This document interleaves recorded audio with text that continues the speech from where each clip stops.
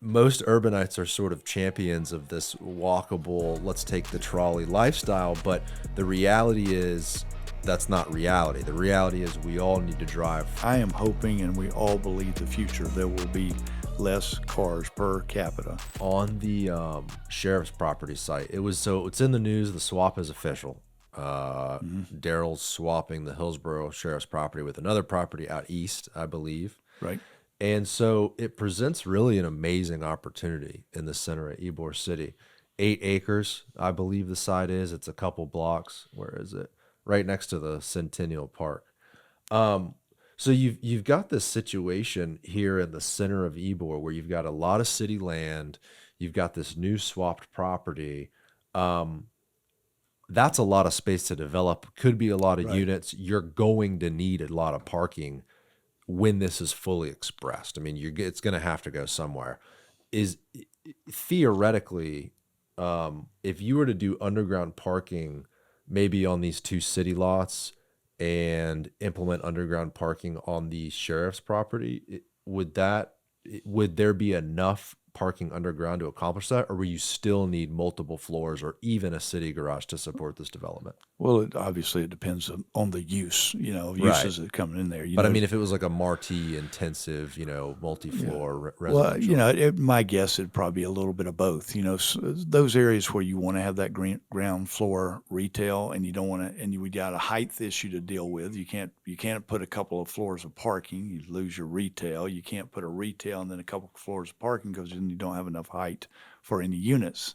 So it's probably a balance, and I think that a freestanding public or private public combo garage would be great to put here near this development of some large size that then could be divvied out to the developers. They can pay for part of it. Each developer that's doing something could share in that cost. The city can help go and get it going for the bond raise, get it built, and then it's kind of like Noriega. I don't know if it was intentionally built that way, and it was a lot more thought that the school, the HCC would use more of it, but they built a big garage, made it happen, and now is advantageous to the developments around it, such as Marty and my office, my people park there, and so it's those types of things have to happen. And yes, we'd love to have more underground if you can figure out the affordability. My whole thing is as Ybor grows and develops and fully expresses itself,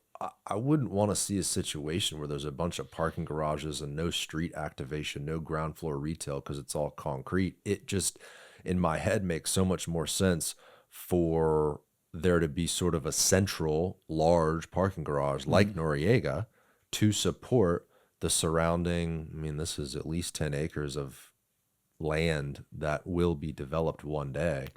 If you include it in every project, it kind of Yeah. kills the feeling, the design, the streetscape. Well, and you can also put retail or uses on that ground floor. Right. Get in, get up, just build above it. But you don't have to have the economics work by providing residential, above the parking. So it's not so much the parking code itself. The larger factor is probably the bank and the demand of the people that are going to be using the development, the residents or the commercial component that are going to require parking. Yeah, the both the residents. A good thing about that is you get cross use. So if it's office use, mostly day. If it's residential, mostly night.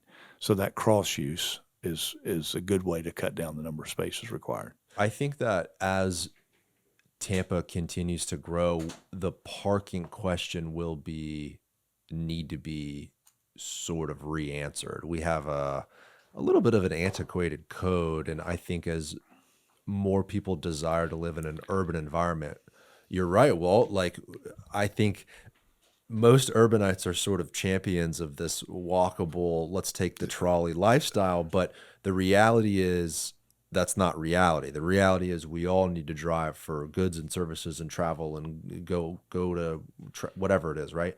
So how do we grow and develop while understanding that, while not making the mistake places like I believe Miami made, where you've got the, you look at this beautifully impressive skyline, hundreds of towers, and you would imagine when you go to the street level, it feels like a New York or a Chicago or a Boston, but it doesn't express itself that way. It's like you've got these big box parking garages, maybe 3,500 square feet of retail, and the rest is concrete and deliveries. And when you walk around Brickell in Miami, it's kind of, I don't know, it doesn't really flow to me like a New York or Chicago does, because you don't have that street activation. Because most people in New York and Chicago aren't driving their own cars. Yeah. It's just it's kind of that simple thing.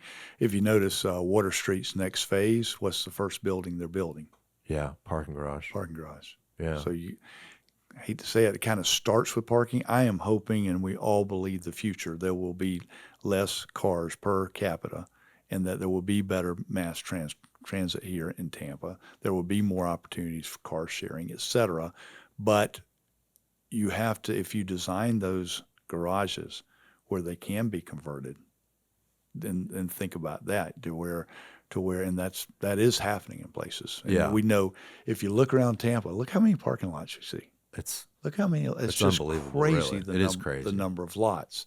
So it means you've got parking in some places that is not needed, maybe during the day, some of the office, but it's completely dead at night. It's taking opportunity away. And then you've got some places that need it that can't afford to build it. Hey guys, if you want to watch the full episode of this clip, click right here. Make sure to subscribe by clicking right here. Thank you for watching.